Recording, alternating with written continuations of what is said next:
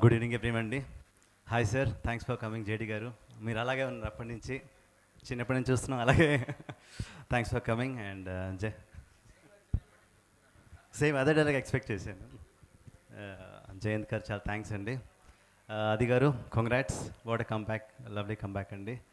And Pooja ma'am, nice to see you here after long time. You are looking same.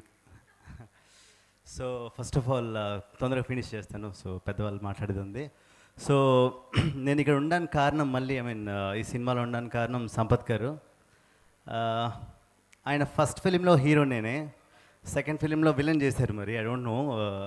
So మన ముందు కూడా ఒక hero, villain, screen writer, so many multi faceted personalities కనపడుతున్నారు.